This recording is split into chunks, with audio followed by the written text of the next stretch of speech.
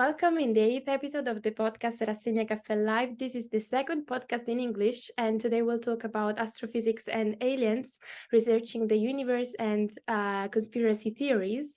We're talking in English because English is the language of science, and today with us there's Meriem Behiri. She's a PhD student at SISSA, which is the International School for Advanced Studies. It's in northern Italy, and it's a school, a researching school. I mean, she's a PhD student, so her life is about researching astrophysics and cosmology.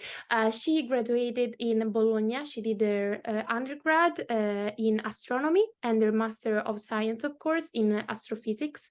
And we met in Bologna because we were actually flatmates. We had lots of fun together, and she tried to explain to me many times about redshift galaxies.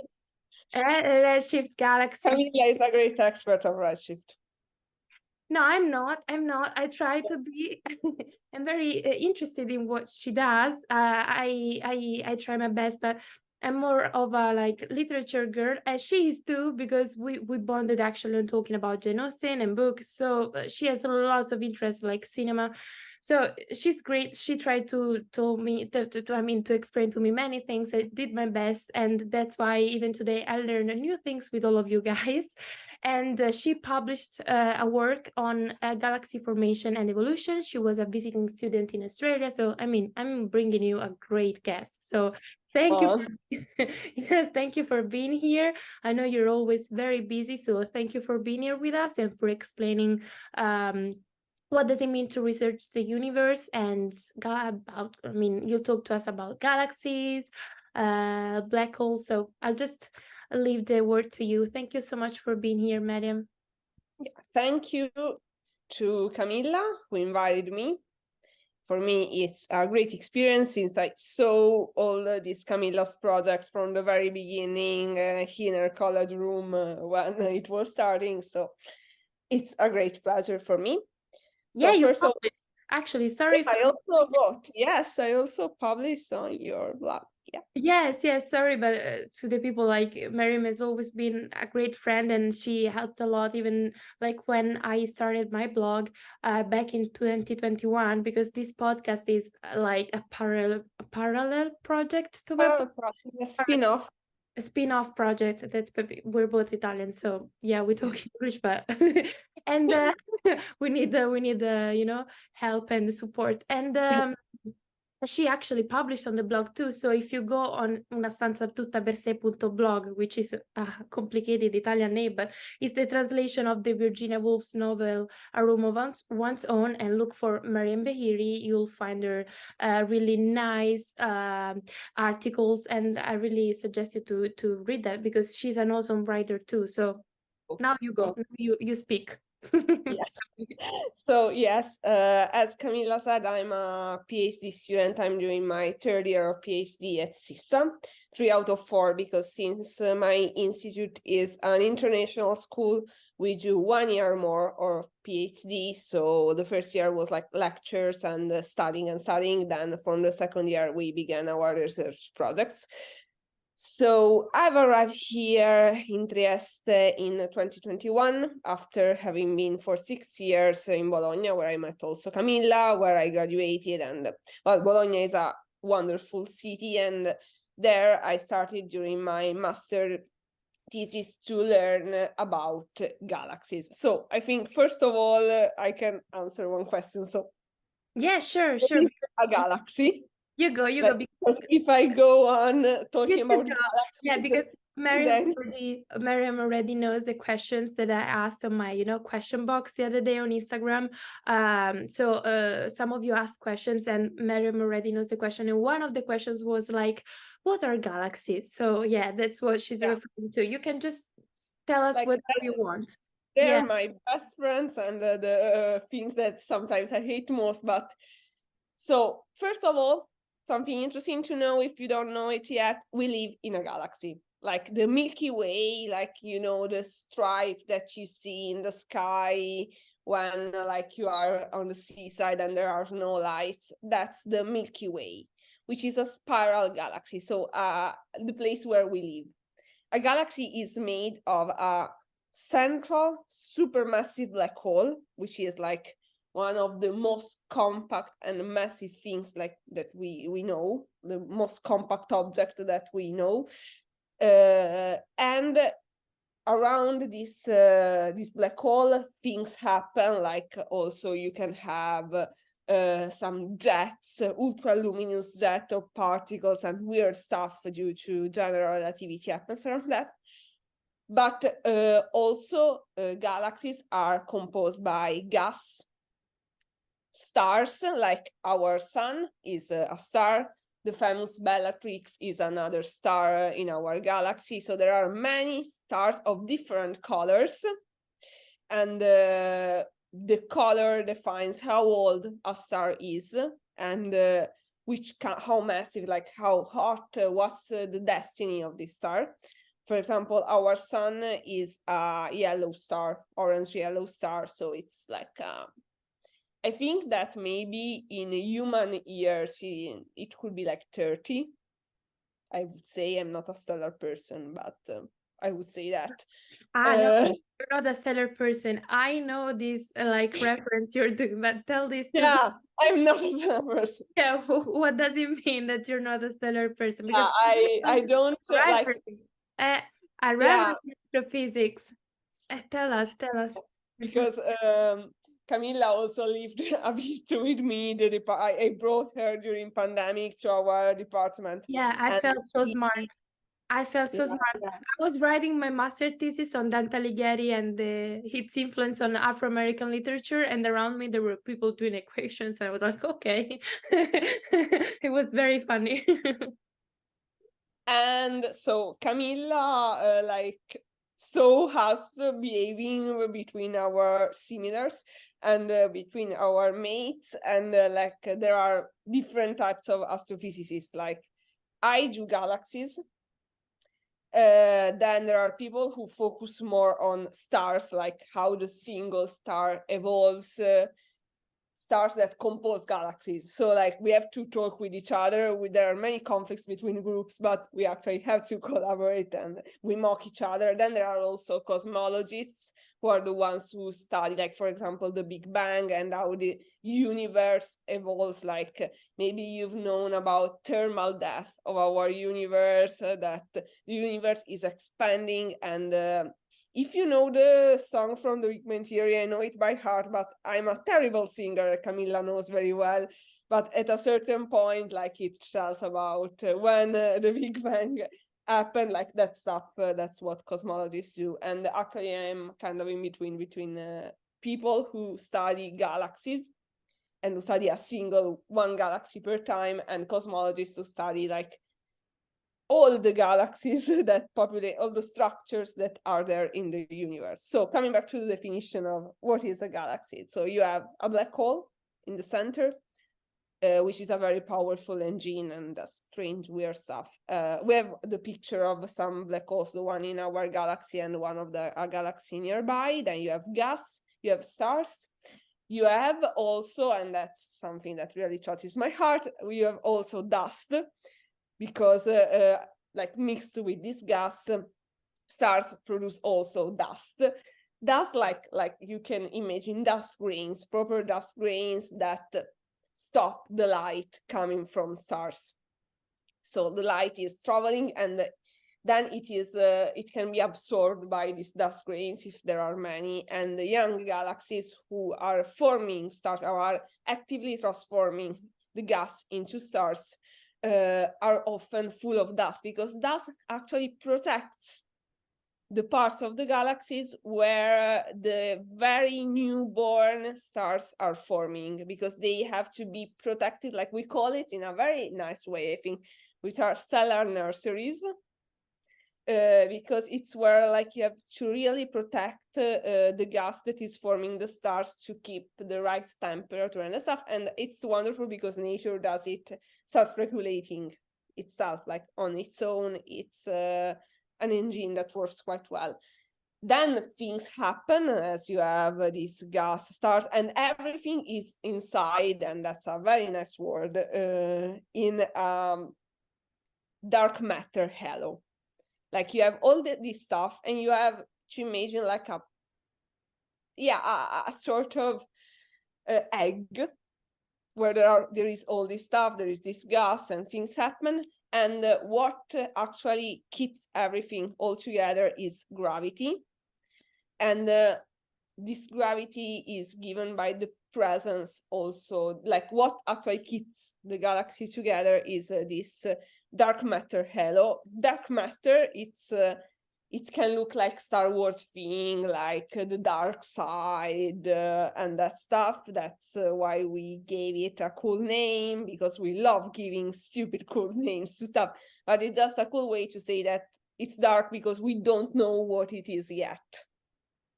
So like also dark energy, which is like the main driver of the accelerated expansion of the universe. We call it dark, but it's not bad.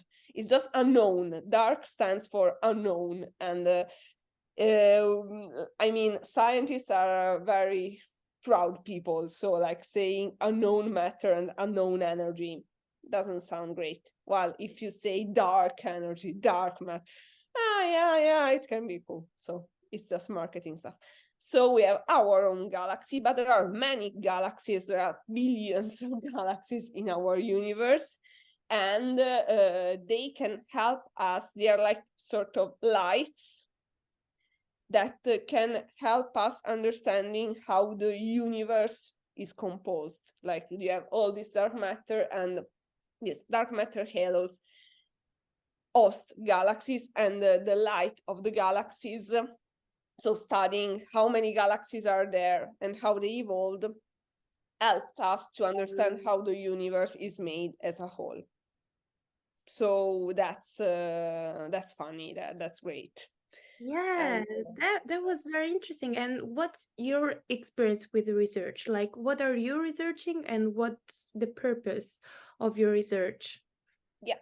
So my research is understanding how galaxies formed. So track the evolution of galaxies, like the ones of human beings on Earth, but of galaxies, and trying to understand which were the prominent populations, because there are different types of galaxies. So if you manage classifying all the types of galaxies, you can also understand the physical processes that were more dominant at a certain age. And that's a very cool concept that is one of the things that actually made me choose to do astrophysics.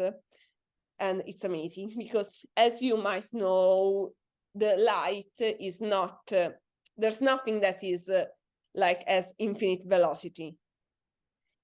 Light, as anything, as sound, travels, and its velocity is fixed. It has a certain pace. It can, and nothing can go faster than light. The fact that so lights take a certain time, a certain amount of time to reach us. For example, from the sun to us, it takes 6 minutes. And in fact, like if the sun all of a sudden was switched off by something, we would have had like 6 minutes more of light. Also, you can see it during the day, like it takes exactly 6 minutes. Because we are quite far away, so like on Earth, we are not such big distances, so it looks like light arrives all of a sudden. And if you go like to other galaxies, to other stars very far away from us, light has to travel for a very long time. So what is the product, the very cool stuff from that is that if light comes from a very, very far away place, it can take, even in the universe, like billions of years for arriving to us.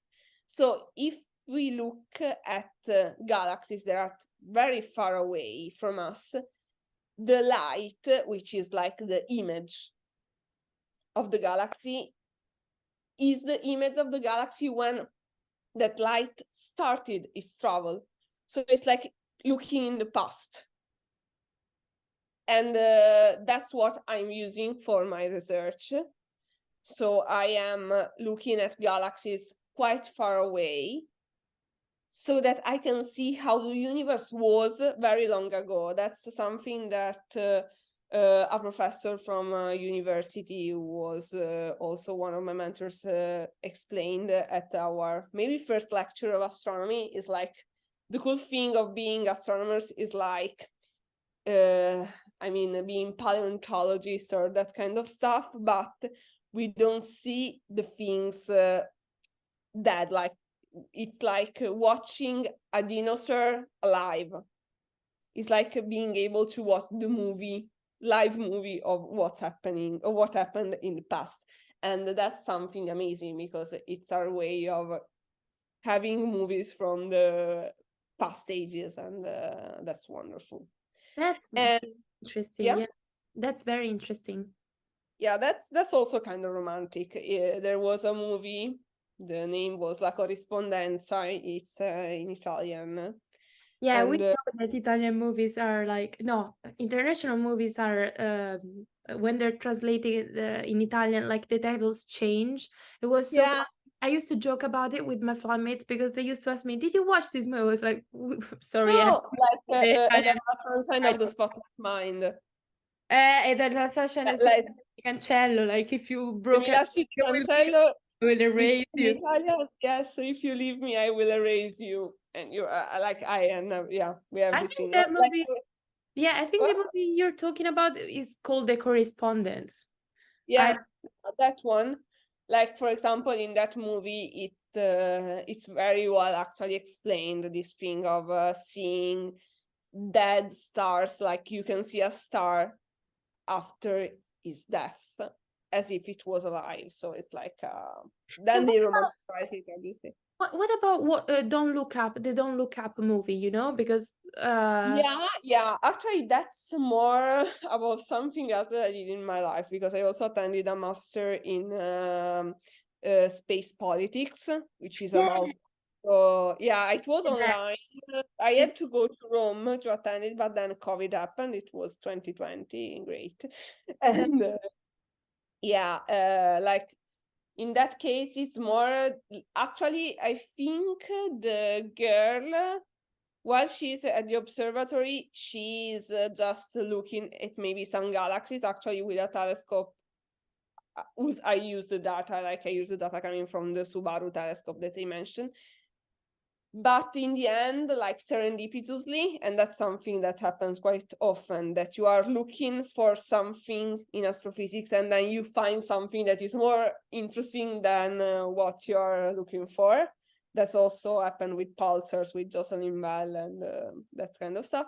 But in that case, it's about, it was like a sort of debris, of space debris, I think, that was very close to the Earth. So that's that's something that more than astronomers, usually engineers do, or like planetary scientists, because yes, you need astronomers to use telescopes, but the part that obviously if something is going to hit the Earth, I must say that engineers are kind of fundamental because they have to, like the astronomer in that case calculates the trajectory, the path that the object will follow. And that's something that we learn to do from the very first year of bachelor, and that we forget at the end. We use coding for doing that. We use a lot the computers for like computing orbits, but also to use to reduce data and to analyze data. So actually that was kind of accurate, I think. Like it was, I liked that movie. It was like a sort of paradox, and there was Timothée Chalamet. I mean, that and the Camilla, Leonardo DiCaprio. I love. Please, Timothée and Leo, watch this podcast. A message. Yeah, it will be you know, just audio, but I'm planning to I think just publish the videos too, so Yeah, if they actually haven't ever happened to see this, yeah, we're Italians, and yeah, yeah. we're They love Italy. They both love Italy. Why shouldn't they love us? I don't know. I mean, so yeah. Sorry for the trash moment, but I think that a It's a message to our beloved. I blushed a lot, like I'm so red right now. So I'm thinking about Timothy. Yeah. Yeah, no, but it was actually a good movie, and I mean, it was interesting, even the climate, all the metaphors Yeah. referring to the climate change that it's actually happening. So Yeah. it's something we should Yeah. think about. And now I want to ask you something. Of course, you'll be my guest again because there's always so much to talk, regarding astrophysics. But now let's talk about conspiracy. Astronomy. Astronomy and astrophysics. Let's talk about conspiracy theories because this interests me a lot. And so some people have asked questions about, extraterrestrial creatures and aliens like they asked me to ask you. And so the first question I would like to ask you is that if you believe other type of universe exists, and if so, do you think that extraterrestrial terrestrial creatures live in those worlds, or maybe do they even exist in other ways or portals? So other universes, that they are. It's a very controversial topic. I am not a theorist, so like the ones who like work more with math and theoretical physics have a very, I think, stronger opinion than the one that I have. So to me, and I work with data mostly, as far as the model of the universe that we have, so that implies that our universe, well, we don't exclude the existence of other universes, but having evidence of the presence of those universes is very challenging. Like experimental evidence, it's almost as far as I know, with our technology, with our knowledge of the universe, which is far from being complete, it's almost impossible. But actually, it would be kind of strange that it was just one universe. So I like to believe that there might be other universes, because actually also the birth of our universe, then we go into religion and stuff, but it's kind of a weird chance. Also the birth of life, like coming to aliens, and like, for example, a very interesting thing is that as scientists, also as biological scientists, I think any kind of scientist doesn't actually know like where life begins. Like we study the evolution of life on Earth, how we can have the ingredients to develop life, but when like the right moment, when you come from organic to inorganic, you have a very strong definition, but from not alive and alive, like from a stone to a fish, is we don't have all the pieces of this puzzle. And also the birth of life on Earth is a very strong combination of factors, like it happens all at the right moment, at the right time, because it's statistically not so likely. So almost all the stars have planets around them, like many stars, like they tend to form planets, like either like Earth, more like Jupiter, or other kinds of planets. But the fact that that planet is in the habitability zone, that's not so easy.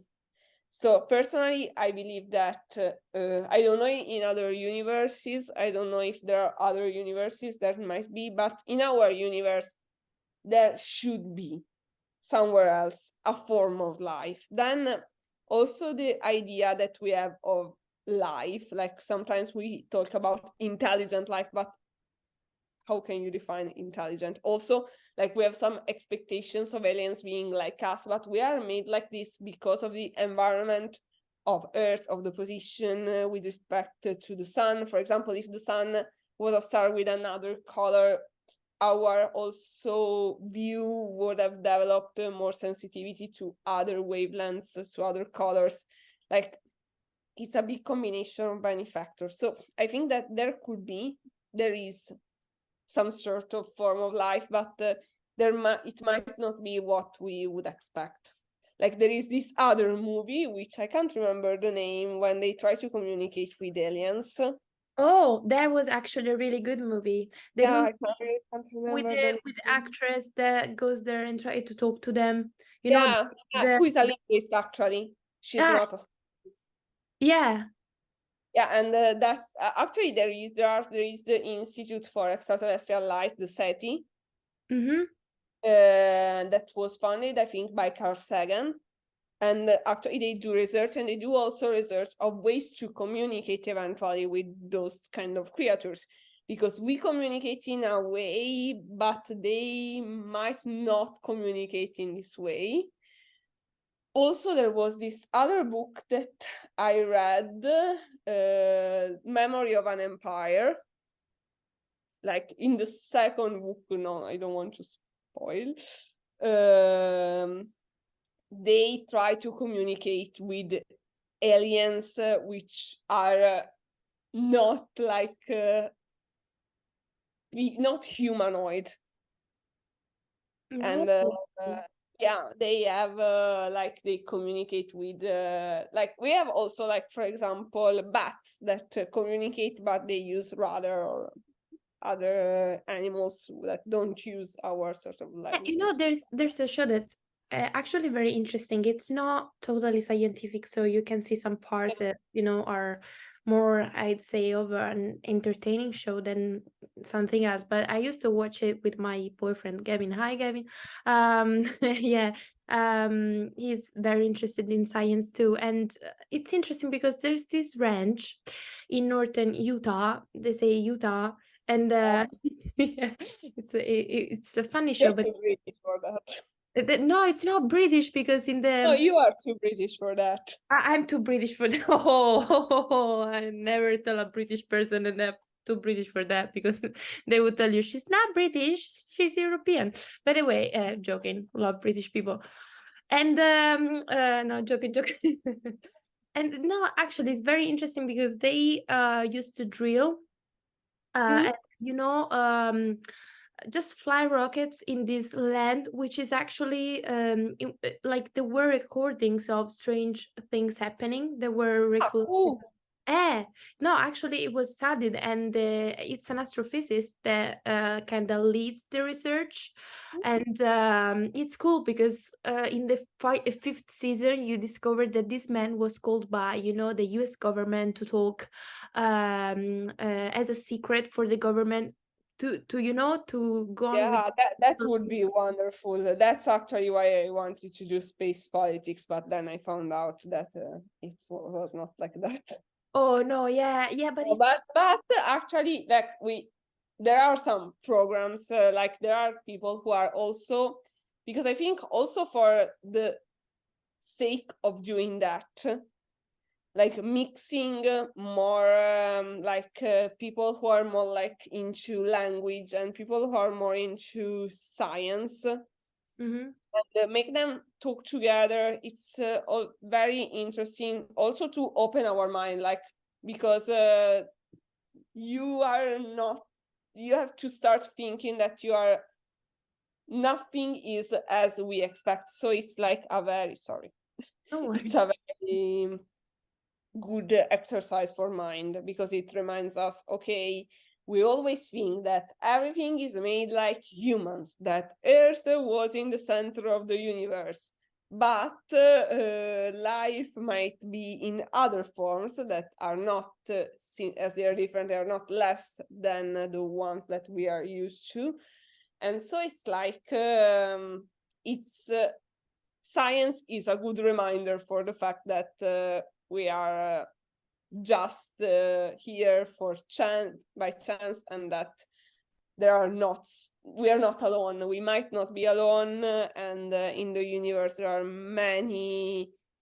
The universe is enormous, and there could be a lot of other kinds of life, a lot of other kinds That of. show, in the Skinwalker Ranch show, you can that it's aired on the History Channel in the US. You can see the I think I don't remember how they're called. They're not called UFO, but I think UP.